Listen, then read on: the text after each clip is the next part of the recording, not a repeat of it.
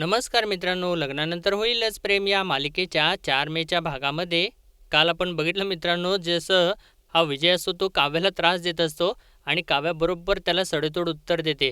आणि आता त्यानंतर विजय आपलं गप मान खाली घालून तिथून निघून जातो. आणि इतक्यातच आता पार्थ तिथं येतो आणि ते सगळं बघून काव्याला विचारतो, काय म्हणत होता हा? तर तेव्हा काव्या सांगते, मला आणि रम्याला घाबरलात का, असं विचारत होता. तर तेव्हा पार्थ तर खूपच खवळतो आणि म्हणतो, याला ना तर देशमुखांचा हिसका दाखवलाच पाहिजे, असं म्हणून तो रागारागाने चाललेला असतो. तेव्हा काव्या म्हणते, अहो काही गरज नाहीये, तुमच्याकडे एक अख्खी फिसकारणारी मांजर असताना तुमचा हिसका त्यांना दाखवायची काही एक गरज नाहीये. विजयरावांसाठी ना माझं सरकॅझम पुरेसा आहे. तेव्हा पार्थ म्हणतो, ते मात्र खरं आहे. तर काव्या म्हणते, चला हो आता उशीर होतोय. तर पार्थ म्हणतो, हो चला, कुठलं उशीर उठलं होतोय, चला या इकडे या बरं.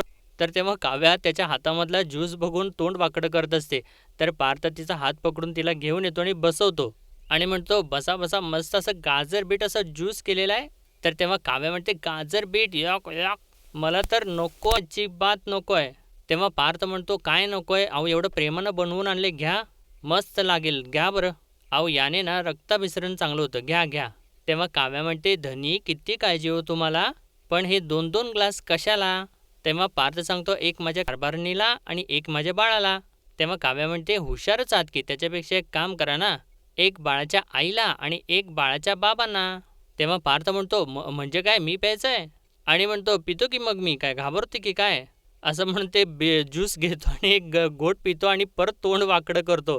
तेव्हा काव्या हसते आणि म्हणते, कळलं, दुसरा सांगे ब्रह्मज्ञान, म्हणजे आपण कुणी प्यायला नको, आपल्याला कोणालाही त्रास नको.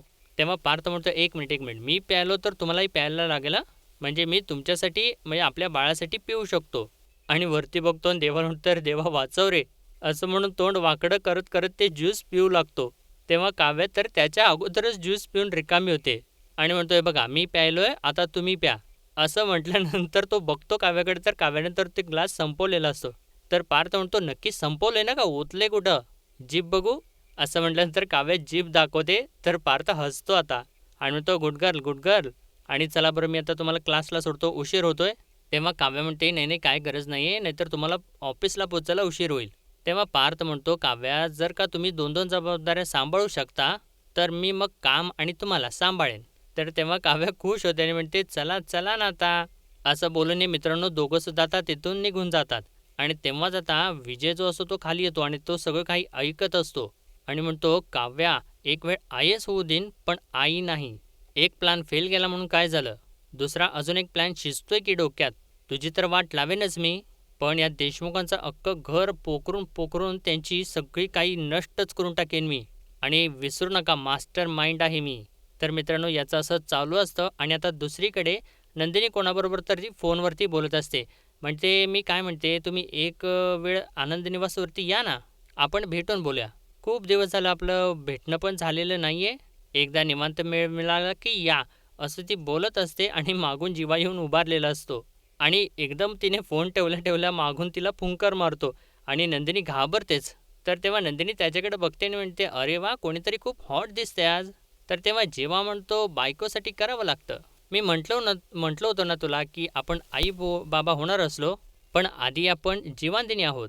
बाकी कोणाला काहीही वाटो, पण तुला माहिती आहे, मला माहिती आहे, आपला रोमांस कमी झालेला नाही आहे, असं म्हणून तिला आपल्या जवळ घेतो. तर तेव्हा नंदिनी त्याला एक फटका मारते आणि म्हणते, मी कामावरती जात असताना नेमकं तुम्हाला हे असं सुचतं. तेव्हा जीवा म्हणतो, मग तू नको ना जाऊ कामावर, बाहेर खूप ऊन आहे आणि तसंही या रूममध्ये टेम्परेचर ऑलरेडी वाढलंय. तर तेव्हा नंदिनी त्याच्यापासून बाजूला सरकते आणि म्हणते, जाऊ देत मला. तर तेव्हा जीवा परत तिचा हात पकडतो आणि नंदिनीला थांबवतो आणि तिच्या कानापाशी घुंगरू वाजवतो आणि परत तिला आपल्याजवळ घेतो. तर नंदिनी म्हणते, सोडणार नाही ना? तर तेव्हा जीवा म्हणतो, नाही नाही, कधीच नाही.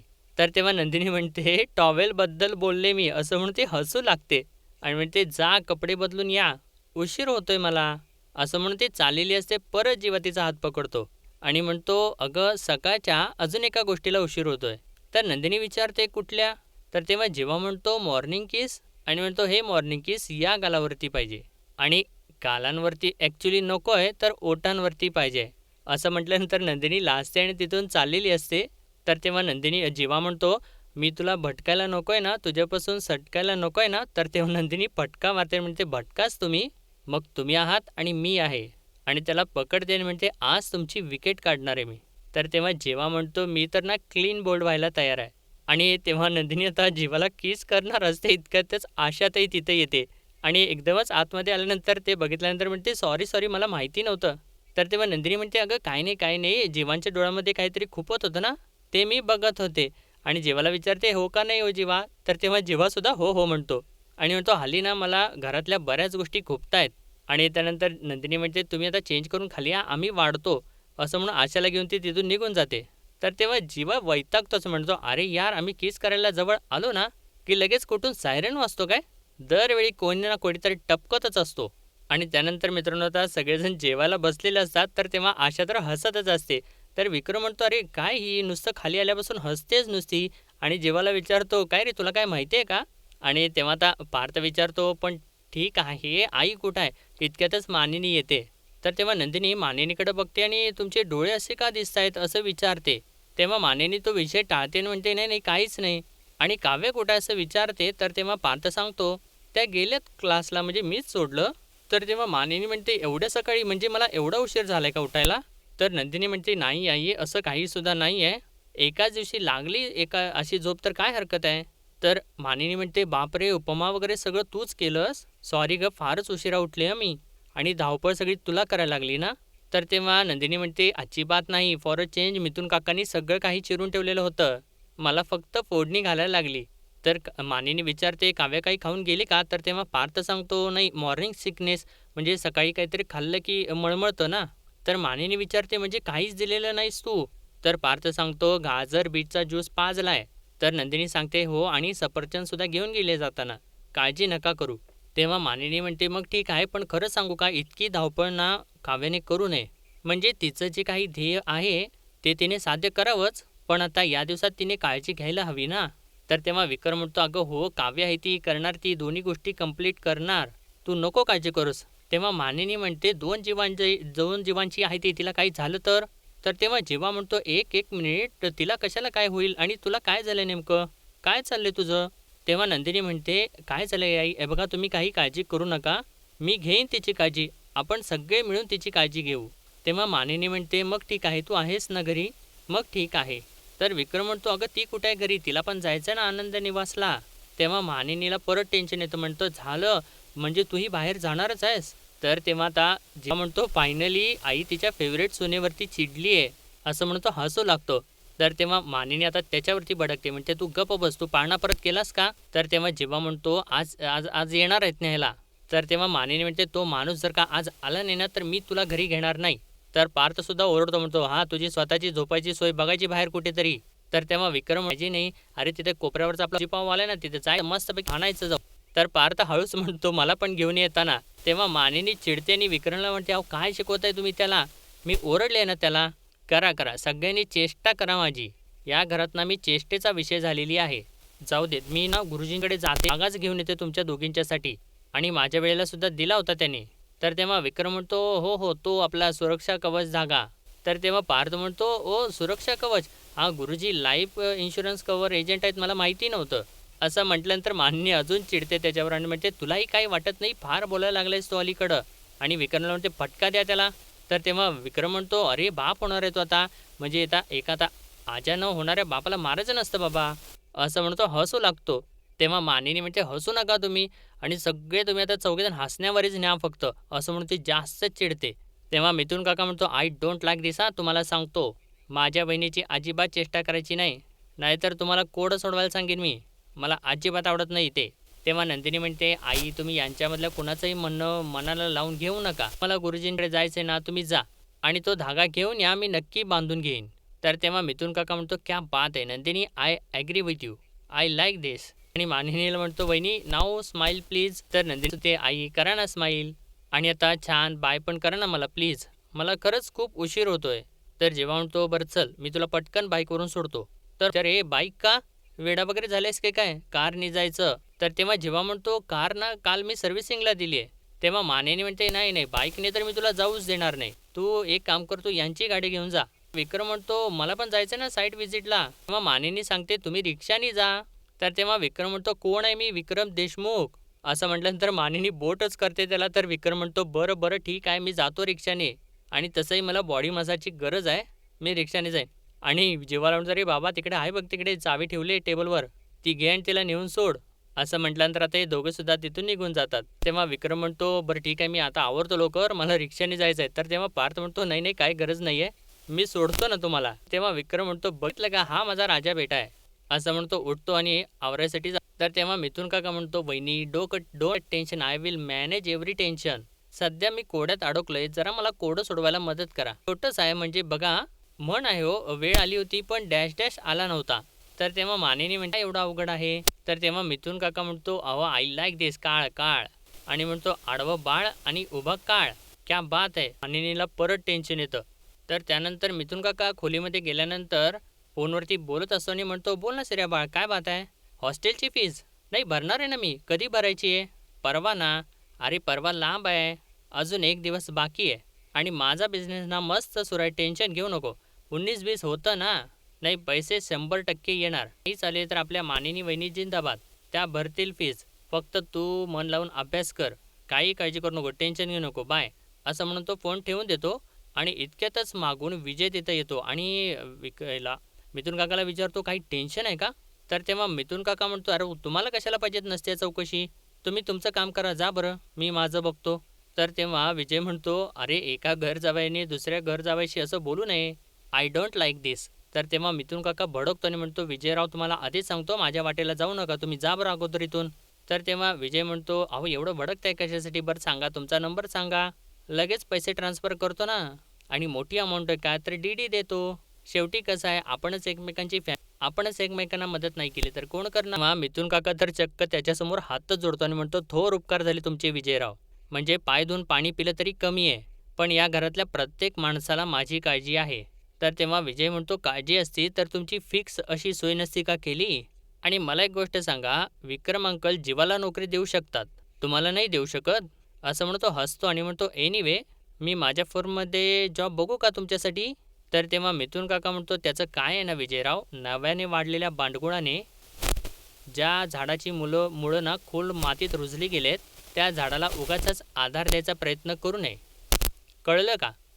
या देशमुखांच्या मातीत ना मी पुरता रुजलोय. आणि राहता राहिला माझा प्रश्न, मला विक्रमदादांनी जॉब का दिला नाही? मुळात मला पहिल्यापासून जॉब करायचा नव्हता. उलट मला त्यांनी माझ्या बिझनेसमध्ये खूप वेळा मदत केली आणि करतात सुद्धा. त्यामुळे तुमचा जॉब तुमच्याकडेच ठेवा, ठीक आहे?" तर तेव्हा विजय म्हणतो, "राहिलं." असं म्हणून तो चाललेला असतो आणि परत मागे वळून मनातल्या मनात म्हणतो, "कुणाची मुळं किती खोलवर रुजली आहेत ना, हे कळेल लवकरच." असं बोलून तो तिथून निघून जातो. आणि त्यानंतर डोरबेल वाजते आणि तेव्हा मानिनी दरवाजा उघडते तर एक जण येतो आणि म्हणतो, "देशमुखांचं घर ना?" तर तेव्हा मानिनी विचारते, "आपण?" तर तेव्हा तो माणूस म्हणतो, "मी पाळणा कलेक्ट करायला आलोय." तर मानिनी लगेच म्हणते, "पाळणा या या या ना, वरती आहे मी दाखवते तुम्हाला." असं म्हणून ती आता त्याला घेऊन जाते आणि खोलीमध्ये घेऊन म्हणते, "हा बघा हा पाळणा आहे." तर तेव्हा तो माणूस म्हणतो, "हा तर असेंबल केला, मी नाही नेऊ शकत."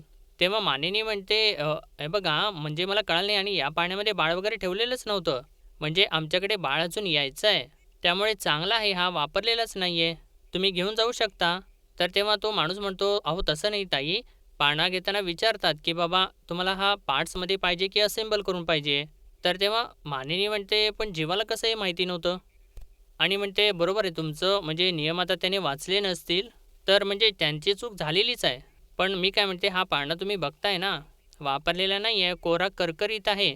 असाच्या असा तुम्ही घेऊन जा ना. आणि मग तुम्हाला ज्यांना द्यायचं आहे, तर त्यांना तर बरंच पडेल की. त्यांना आयता मिळेल ना फिट केलेला."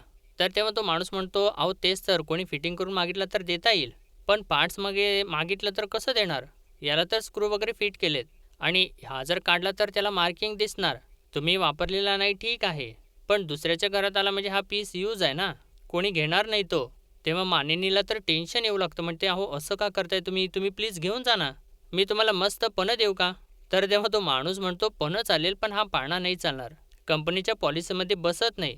आणि इतक्यातच आता जीवा तिथं येतो. तर मानिनी म्हणते, "अरे जीवा ऐक ना, हे पाळणा घेऊन जायचं नाही म्हणतायत. म्हणजे त्यांचं असं म्हणणं आहे की हा असेंबल केलेला पाळणा आहे, म्हणून त्यांना नेता येणार नाही. नियम मोडतात त्यांचे." आणि त्याच्यावरती चिडतेच म्हणते, "वाचले नाहीस का तू नियम? असं काय रे करतोस?" आणि त्यानंतर परत त्याला सांगू लागते. म्हणते, "मी अजून एक तुम्हाला सांगते, तुम्ही वाटल्यास अर्धे पैसे द्या याचे चालेल, पण हा पाळणा घेऊन जा." तर तेव्हा तो माणूस परत म्हणतो, "अहो मॅडम मी नाही नेऊ शकत." तेव्हा जेव्हा म्हणतो, "मी काय म्हणतोय, राहू दे ना पाळणा, कशाला?" बघ डेस्टिनीच्या मनातसुद्धा हेच आहे, की हा पाळणा या घरामधून बाहेर जाऊ नये म्हणून. काय आहे इतका सुंदर, सुबक, महाग पाळणा राहू दे ना. तेव्हा मानेनी विचारते, "महाग म्हणजे केवढाच आहे हा पाळणा?" तर तेव्हा जेव्हा आता त्या माणसाला म्हणतो, "तुम्ही जा, जा, निघा, या तुम्ही या." असं म्हणून त्याला पाठवून देतो. आणि मानेनी म्हणतो, "अगं तू मला पाणी वगैरे काही विचारशील का नाही?" तेव्हा मानेनी परत त्या विषयावर येते, म्हणजे "तू आधी मला याची किंमत सांग, केवढाचा आहे हा पाळणा?" तर तेव्हा जीवा म्हणतो, "2." तर तेव्हा मानिनी म्हणते 2,000चा. तर तेव्हा जीवा म्हणतो अजून एक शून्य जोड. तर मानिनी म्हणते 20,000चा. असं म्हणून त्याला फटक्यावर फटके मारू लागते आणि म्हणते, "अरे एवढा महागडा अक्कल आहे का रे तुला?" तर तेव्हा जीवा म्हणतो, "अगं असं काय करतेस? माझा फोनसुद्धा 1,00,000चा आहेच ना." तर मानिनी म्हणते, "1,00,000चा फोन आहे, तुला अक्कल नाही, कळत नाही. बाबांनी ना तुम्हाला लाडावून ठेवले नुसतं. अरे पैसा काय झाडावरती लागतो का?" असं ती ओरडत असते. तेव्हा नंदिनी तिथं येते आणि म्हणते, "काय काय झालंय?" तेव्हा मानिनी म्हणते, "नंदिनी हा पाळणा केवढाचा आहे याने सांगितलंय का तुला?" तर तेव्हा नंदिनी उगाचच खोटं-खोटं जीवाची बाजू घेऊ लागते. म्हणते, "हो सांगितलंय ना 7,500च आहे आणि तेही डिस्काउंट करून मिळालंय त्यांना." तर तेव्हा मानिनी परत जीवाला एक फटका मारते, "म्हणजे तू खोटं पण बोललायस?" आणि नंदिनी म्हणते, "नंदिनी हा पाळणा 20,000चा आहे." तेव्हा नंदिनीसुद्धा जीवाला फटके मारू लागते. म्हणते, "20,000चा? 20,000चा माझ्याशी खोटं बोललात?" असं म्हटल्यानंतर जीवा तर कोपरे-कोपरे फिरू लागतो आणि या दोघीसुद्धा त्याला मारत असतात. आणि त्यानंतर म्हणतो, "1 मिनिट दम लागला की नाही, थांबा, थांबा." असं म्हणून या दोघींना पाणी देत असतो. तर तेव्हा त्या दोघी पाणी घेत नाही म्हटल्यावर स्वतःच पिऊ लागतो. तर नंदिनी तर म्हणते, "मी तर हात जोडलेत त्यांच्यापुढे." तर जेव्हा म्हणतो, "मी एक काम करतो, असे त्यांना सांगून अडगळीची खोली साफ करून घेतो आणि हा पाळणा तिकडे शिफ्ट करायला सांगतो. जोपर्यंत बाळ येत नाही तोपर्यंत हा पाळणा झाकून ठेवायला सांगतो. मग तर झालं." असं म्हणून लगेचच एक कापड काढतो आणि तो पाळणा झाकतो. आणि त्यानंतर मानिनी जीवाला म्हणते, "तू बोलूच नकोस माझ्याशी." आणि नंदिनी म्हणते, "सॉरी हं, तू आल्या-आल्या हे सगळं काही झालं. तू दमली असशील ना?" आणि त्यानंतर म्हणते, "तू आराम कर मी जरा काव्य आणि पार्थतालिका बघते." असं म्हणून तिथून निघून जाते. तर तेव्हा जीवा म्हणतो, "म्हातारीला मी दमून आलो हे नाही दिसलं." तर तेव्हा नंदिनी म्हणते, "जीवा." तर तेव्हा जेव्हा म्हणतो, "तू काय जीवा, जीवा, जीवा केवढं मारलंस मला?" तर तेव्हा नंदिनी म्हणते, "अहो आता त्यांच्या टीममध्ये दाखवायला मला मारायला लागले 1-2 फटके." तर तेव्हा जेव्हा म्हणतो, "मग एवढं मारायचं एवढं लागेपर्यंत?" तर तेव्हा नंदिनी म्हणते, "सॉरी, सॉरी खूप लागलं का?" तर तेव्हा जीवा म्हणतो, "खूप म्हणजे खूप लागलं." तर नंदिनी विचारते, कुठे लागले बघू?" तर तेव्हा जीवा आता पहिल्यासारखं दाखवू लागतो. म्हणते, "इथं." आणि परत म्हणतो, "खरं तर इथं वरती लागले थोडंसं." तर तेव्हा नंदिनी परत तिथे फुंकर मारते. तर तेव्हा जीवा आता गालावरती दाखवतो आणि म्हणतो, "ॲक्चुअली तुझा हात फटकवण्याचा इथं लागला होता मला." तर नंदिनी तर परत त्याला फटके मारू लागते. तर इकडे आता पार्थ स्वयंपाकघरामध्ये असतो आणि मानिनी त्याच्याजवळ जाऊन म्हणते, "अरे तू कधी आलास? मी तुला फोन करत होते ना रे." तर पार्थ म्हणतो, "बराच वेळ झाला येऊन आई." तर मानिनी विचारते, "असं का रे तुझा फोन कुठे आहे?" तर पार्थ सांगतो, "बेडरूममध्ये." तर मानिनी विचारते, "काही खाल्लेस का?" तर पार्थ सांगतो, "व्यवस्थित खाल्लेलं आहे आई." तर मानिनी विचारते, "आणि काव्या कुठे आहे?" तर पार्थ सांगतो, "काव्या अंघोळीला गेलेत. दिवसभर क्लासमध्ये होत्या ना." तर तेव्हा मानिनी विचारते, "आणि हे काय?" तर तेव्हा पार्थ सांगतो, "ब्लॅक कॉफी." तर तेव्हा मानिनी म्हणते, "तू अरे आत्ता काव्याला ब्लॅक कॉफी कडू असते ती, नको त्याला देऊ." तर पार्थ सांगतो, "आई साहेब त्यांच्यासाठी फ्रूट सलाड आहे, कॉफी मी पिणार आहे."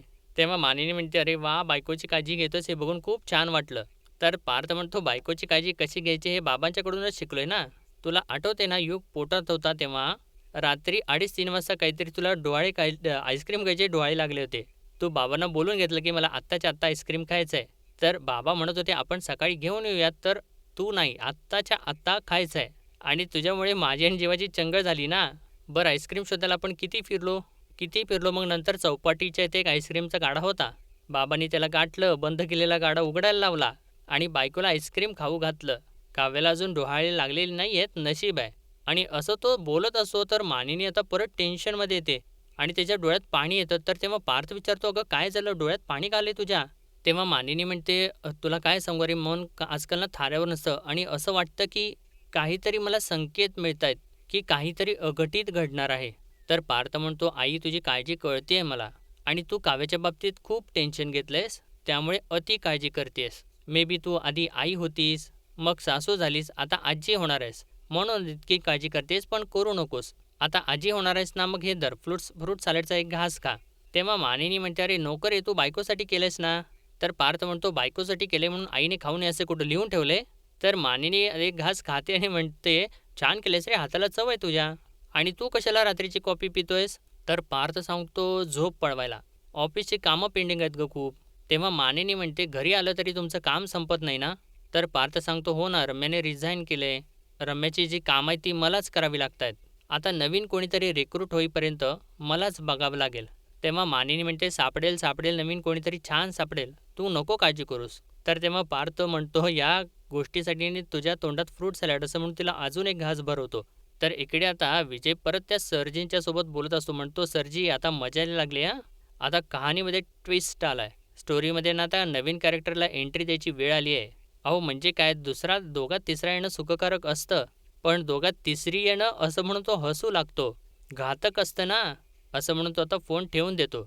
आणि त्यानंतर रात्री आता मित्रांनो जीवा तर आता चांगलासा घोरच झोपलेला असतो आणि नंदिनी तर जागी असते आणि त्याच्याकडे एकसारखी बघत असते आणि तिला झोपच येत नसते. आणि त्यानंतर ती जीवाला उठवायचा प्रयत्न करते पण जीवा तर झोपेतच गाणं म्हणत असतो. तर नंदिनी परत परत म्हणते अहो जीवा उठा तुम्ही जीवा उठा ना पटकन. तर जीवा आता उठून बसतो तर नंदिनी म्हणते जीवा. तर जीवा म्हणत असतो अगं कशाला माझी झोप मोड केलीस. किती गोड स्वप्न बघत होतो माहिती आहे का मी. मी आणि आपली मिनी नंदू मस्तपैकी सुट्टी एन्जॉय करतोय. आणि बेत काय होता माहिती आहे का तुला अशी मस्त हिरवी चटणी आणि मस्त असं लाल तिखटात माखलेलं असं पापलेट. तर तेव्हा नंदिनी म्हणते अहो तुम्ही नका ना बोलू हे. आणि परत जेव्हा म्हणजे का असं विचारतो तर नंदिनी म्हणते मला ना आणि म्हणते तुम्ही हसणार नाही ना. तर तेव्हा जेवण म्हणतो हे नाही छे कशाला. तर तेव्हा नंदिनी म्हणते जीवा मला ना पापलेट खायचे क्रेविंग्स होत आहेत.